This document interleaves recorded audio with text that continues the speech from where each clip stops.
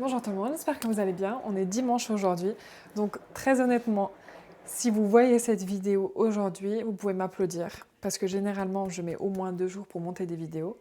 Donc la vidéo de dimanche, si j'arrive à la filmer aujourd'hui et la publier aujourd'hui, respect pour moi-même.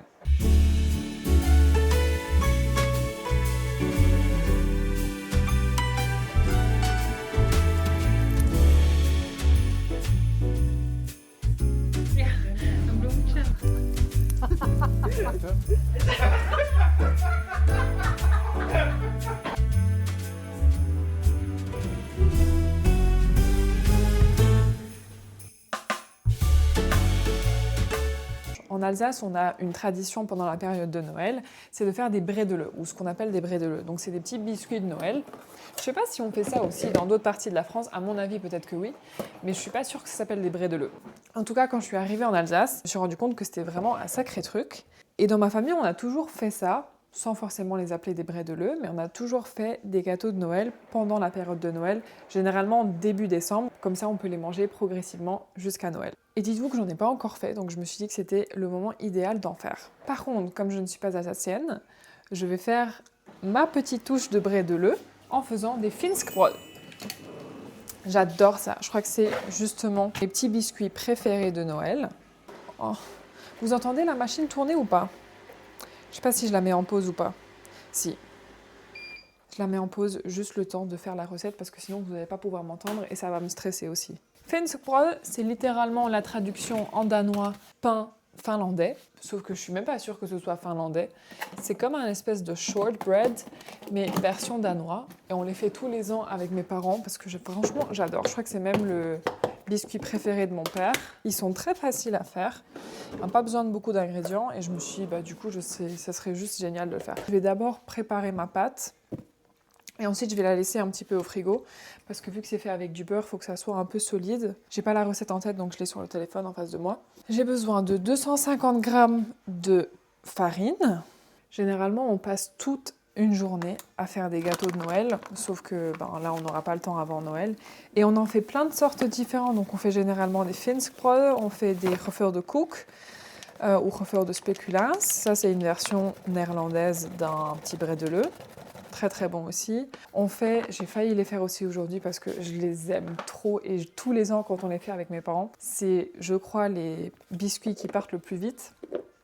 C'est des biscuits un peu en forme de lune comme ça, avec du sucre en poudre par-dessus. Oh mon Dieu, ils sont juste excellents. La dernière sorte qu'on fait, c'est des espèces de petites lunettes comme ça avec la confiture. Très bon aussi, sauf qu'ils prennent énormément de temps à faire parce qu'il faut les cuire séparément, ensuite il faut mettre la confiture, ensuite il faut remettre dessus, ensuite il faut mettre du sucre en poudre. Enfin, voilà, ça prend beaucoup trop de temps à faire. On va mettre 175 g de beurre qu'on va couper en cubes. Vous n'êtes pas obligé de le laisser à température ambiante parce que de toute manière, il faut que ça retourne au frigo et il faut que le beurre soit un petit peu solide. Est-ce que c'est quelque chose que vous faites chez vous aussi, ça, des petits bredele de Noël ? Ou est-ce que vous faites autre chose ? Ça se trouve, vous ne faites pas forcément des biscuits sucrés, mais peut-être faites abstraction du fait que je suis en peignoir parce que je viens de prendre ma douche et je me suis dit je vais juste préparer la pâte rapidement avant de la mettre au frais et ensuite je vais continuer de me préparer, je vais m'habiller proprement, enfin tout ce que vous voulez.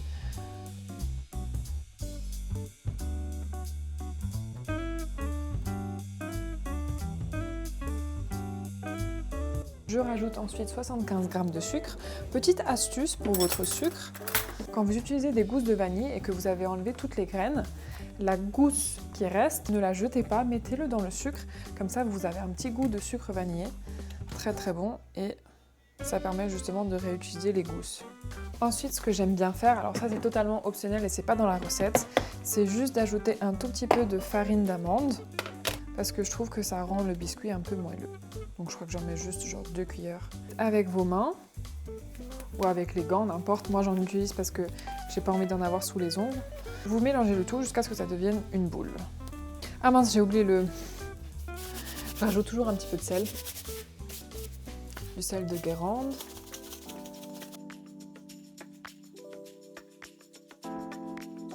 Une fois que vous l'avez bien mélangé dans votre bol, vous pouvez la pétrir encore une dernière fois sur un plan de travail, propre évidemment.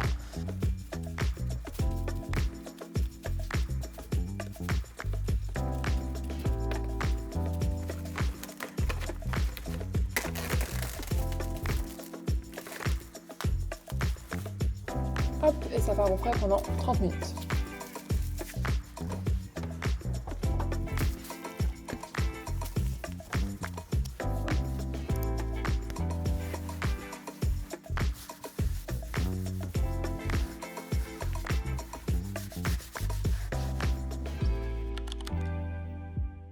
Je me suis dit en fait, le temps d'attendre que ma pâte refroidisse, que j'allais répondre à quelques questions parce que j'avais demandé sur Instagram de me poser des questions ou les choses que vous voulez savoir, parce que ça fait très longtemps qu'on n'a pas fait un espèce de Q&A comme ça sur cette chaîne.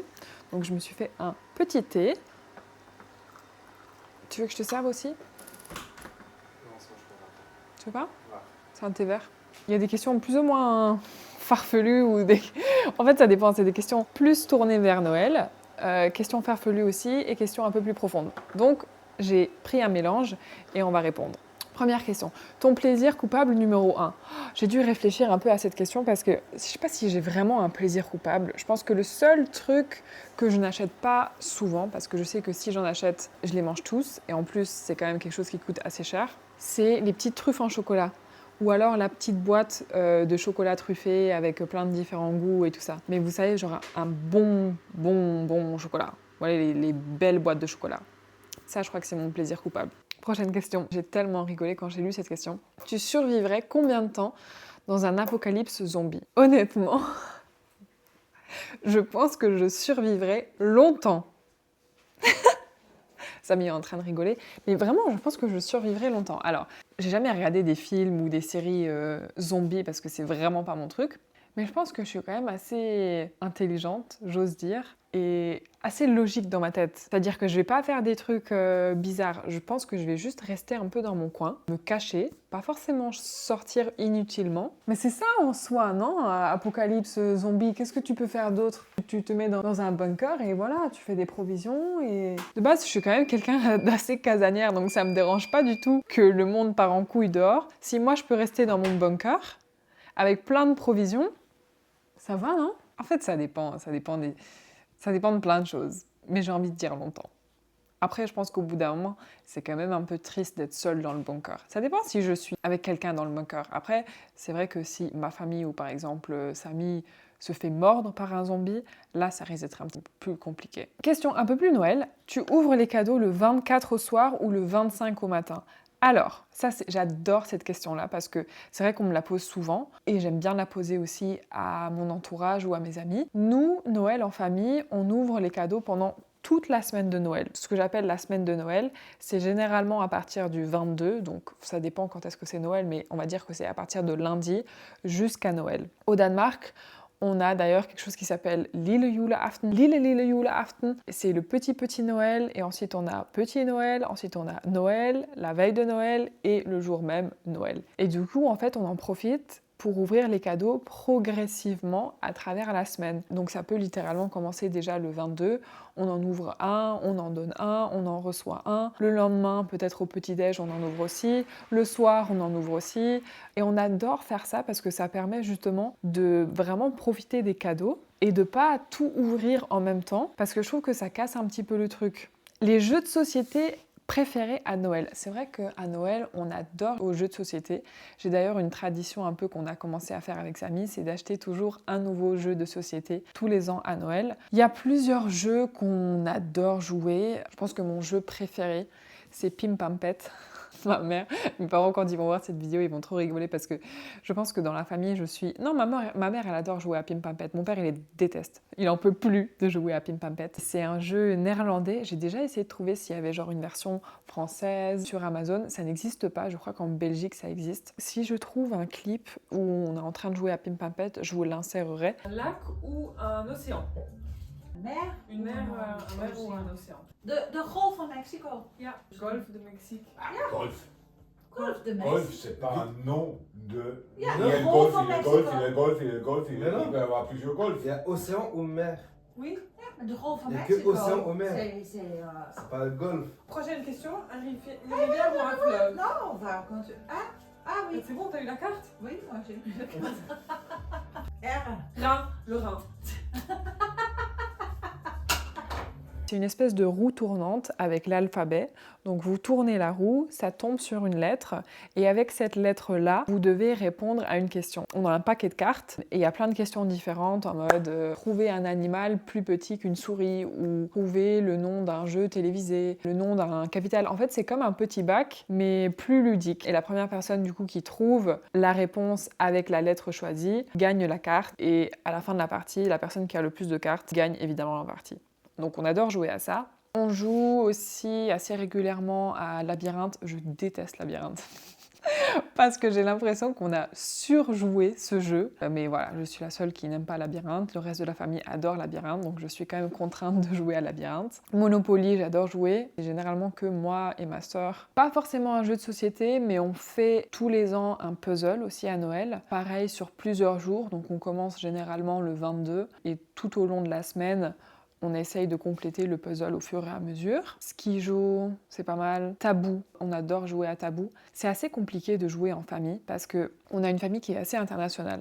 Ça veut dire que s'il n'y a que moi et Samy, avec mes parents, on parle généralement français parce que Samy parle français. Mes parents parlent français aussi. Par contre, s'il y a ma sœur qui est là avec son copain ne parle que soit allemand, soit anglais. Et donc on fait un petit peu un mix. Des fois on parle anglais, que Samy comprend un peu l'anglais même s'il ne le parle pas forcément. Des fois on parle allemand, des fois on parle français. Donc trouver un jeu de société un peu international sans langue, un peu compliqué. Donc c'est pour ça que généralement on aime bien jouer aux jeux de cartes. On a un jeu aussi qu'on fait, ça s'appelle le jeu des cadeaux, Gavespil en danois. C'est un peu comme un Secret Santa, mais c'est beaucoup plus fun parce qu'on joue avec des cadeaux. C'est-à-dire qu'on a pour objectif, avant Noël, de trouver un cadeau nul et un cadeau cool. Donc chaque personne ramène 2 cadeaux. Et ensuite, on se réunit tous autour de la table. On a chacun des dés. Et en fonction du nombre du dés, il y a des règles spécifiques avec les cadeaux. Je crois qu'on fait 15 minutes et ensuite 15 minutes. Donc on a tous les cadeaux au centre de la table. Si vous jouez un 6, vous avez le droit de récupérer un cadeau. Si vous jouez un 1, vous devez donner un cadeau à la personne qui en a le moins. Si vous jouez un 3, on doit switcher tous les cadeaux à la personne de droite. Et tout ça dans un temps imparti. 15 minutes. Et à la fin des 15 minutes, on a le droit d'ouvrir les cadeaux et on rejoue la partie. Et à la fin de ces 15 minutes-là, on récupère en fait les cadeaux qu'on a devant nous. Donc c'est super drôle parce que des fois on se retrouve avec des cadeaux qui sont archi nuls et on a évidemment envie de prendre les cadeaux qui sont cool. Et ouais, on adore faire ça, c'est très très drôle, c'est devenu une tradition aussi à Noël. Et ensuite ça m'a posé une autre question. Conseil pour paraître plus élégante, plus féminine. Je suis pas sûre de forcément être la personne la meilleure placée pour répondre à cette question parce que je suis passée un peu par toutes les phases et à l'époque j'étais pas du tout féminine et je suis passée par énormément de styles différents. Il y avait une époque où j'étais grunge, il y avait une époque où j'étais un peu gothique, j'avais même des écarteurs dans les oreilles, j'avais des cheveux ultra courts, très blond platine, enfin honnêtement, je suis passée par toutes les phases. J'étais un peu tomboy aussi quand j'étais plus jeune. Et je sais pas pourquoi, il y a un moment où j'étais vraiment fière d'être une femme ou d'être une fille. Et je voulais vraiment embrace cette féminité, mais sans forcément le faire exprès. Enfin, je pense que c'est venu un peu naturellement. Et pour moi, la féminité, c'est très subjectif. Donc pour chaque personne, ça peut être différent. Et la féminité, pour moi, c'est pas égal à sexy. Par exemple, il y avait une époque où je sortais de temps en temps en boîte de nuit et je pensais que pour être féminine, il fallait mettre des habits qui étaient proches du corps, serrés, etc., avec des gros décolletés. Et je me sentais jamais à l'aise dans ces tenues-là. Et c'est là où je me suis rendu compte qu'en fait, la féminité, c'est souvent juste être à l'aise avec son corps. Et c'est pour ça que je porte généralement des choses simples. J'aime bien mettre des couleurs qui me vont bien, donc c'est généralement le bleu marine, c'est le beige, le marron, les couleurs un peu crème comme ça. Donc j'ai identifié les couleurs qui m'allaient le mieux et j'ai trouvé des habits qui m'allaient bien aussi sans forcément être proche du corps mais juste des habits où je suis à l'aise. Mieux vaut porter une tenue simple où vous êtes à l'aise dedans que tendance. Un autre point qui est très important pour moi, c'est tout ce qui est hygiène. Je pense qu'à partir du moment où vous avez les ongles propres, alors là, pour information, je suis en train de les faire pousser parce que la semaine prochaine, je vais me faire les ongles et justement, je les aimerais avoir un petit peu longs, mais j'ai pas envie de porter des prothèses, donc c'est pour ça que je les laisse un peu pousser. Mais juste avoir des ongles propres, les cheveux propres, être juste soigné, je pense que pour moi, ça, c'est vraiment quelque chose de très élégant. Pareil, en termes de parfum, j'aime pas forcément avoir trop de parfum, mais juste un petit peu au niveau des poignets, derrière les oreilles. Quand une personne est proche de vous, peut sentir sentir votre parfum, mais pas forcément toute la pièce. Vous voyez ce que je veux dire? Et essayez de trouver aussi un parfum qui vous correspond. Les parfums qui sont un peu tendance en ce moment, c'est surtout les parfums très vanille, très sucrés. Moi, je suis pas très fan de ça parce que je trouve que ça me va pas forcément bien. Donc, identifiez un parfum que vous aimez bien et ne pas en mettre trop. Ça, je trouve que c'est très élégant aussi. Prendre soin de soi-même, donc investir notamment dans son hygiène, investir aussi dans son alimentation et dans ses habitudes de vie aussi. Est-ce qu'on dit ça comme ça? Habitudes de vie? Style de vie? Routine de vie, mais juste avoir une alimentation saine, marcher, bouger votre corps. Tous les matins, moi, je fais des étirements. Je sais pas si c'est forcément quelque chose de très élégant ou très féminin, mais je me sens bien en fait dans mon corps en faisant ce genre de choses-là. Et dernière chose, je pense que l'attitude, pour moi, joue beaucoup. Ce que je veux dire par l'attitude, c'est notamment la posture, avoir une belle posture, la manière dont vous parlez. J'ai beaucoup soigné mon langage, même si, je sais pas si vous entendez, mais je ne parle pas forcément très correctement. Il y a des expressions que je dis qui sont pas très français, il y a des mots où il y a des liaisons que j'utilise qui ne sont pas bonnes. Mais voilà, ça, je pense que c'est aussi un peu le fait de parler dans une langue qui n'est pas forcément ma langue maternelle. Il y avait une époque où j'utilisais beaucoup de mots qui sont pas très bien, genre des gros mots et tout ça, dans presque tout ce que je disais, sans forcément le remarquer. Je disais souvent putain, je disais souvent merde. Tous ces mots-là, je les ai remplacés par d'autres mots, style mince ou punaise, ou voilà, même si c'est pas forcément des jolis mots non plus. Mais tout ça, je l'ai remplacé. Et je trouve que c'est du coup beaucoup plus élégant et beaucoup plus féminin. Et dernière chose, c'est juste la manière dont vous êtes. Je pense qu'à partir du moment où vous êtes bienveillant envers les autres, bon comportement, être quelqu'un de généreux, vos atouts ou votre caractère jouent beaucoup dans la manière dont vous êtes. Bref, c'est très compliqué d'essayer de décrire ce genre de choses. Surtout que, comme dit, je suis pas forcément sûre d'être la personne la mieux placée pour vous parler de ça. Ben voilà, j'espère que j'ai répondu à vos questions du mieux que je pouvais. Et continuons de faire les Finskbröd. Ok, ma pâte a bien refroidi, donc je vais l'étaler sous forme de rectangle avec un... avec ça, je sais pas comment on appelle ça. Comment on appelle ça? Un rouleau à pâtisserie.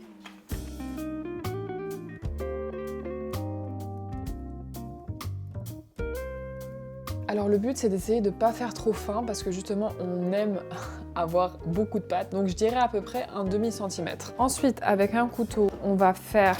Alors ça ressemble pas vraiment à un rectangle mais c'est pas grave. De toute façon on va essayer de couper tout ce qu'on n'a pas besoin. De toute façon après la pâte on la réutilisera donc ça c'est pas grave. Comme ça. Et ensuite on fait des petites bandes.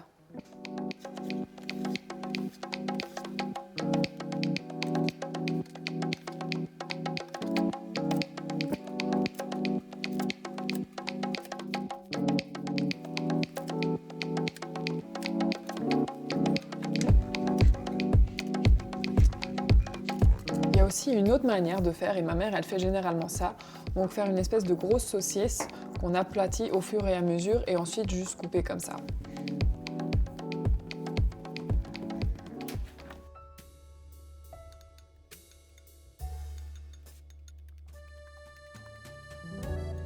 Une fois que c'est terminé, je viens avec mon jaune d'œuf et mon petit pinceau et je vais en mettre un petit peu partout. Alors pour être honnête, ils sont pas tous très réguliers, donc je sais pas comment ça va être au four. À mon avis, la cuisson elle va pas être partout pareil. La partie la plus fun et ce qui va vraiment définir le Finskbröd, c'est de rajouter, alors moi c'est ce que j'ai mélangé préalablement ou cassé préalablement, c'est des petites noisettes et des amandes que j'effiloche comme ça dans mon mixeur. Donc ça je vais en mettre un petit peu partout sur mes petits shortbread. En vrai ils ont pas trop la même forme que quand je l'ai fait avec ma mère, donc j'ai l'impression que j'ai fait un truc qui ne va pas très bien. À mon avis c'est juste la manière dont j'ai coupé parce que généralement on le fait plus en mode saucisse et après on coupe.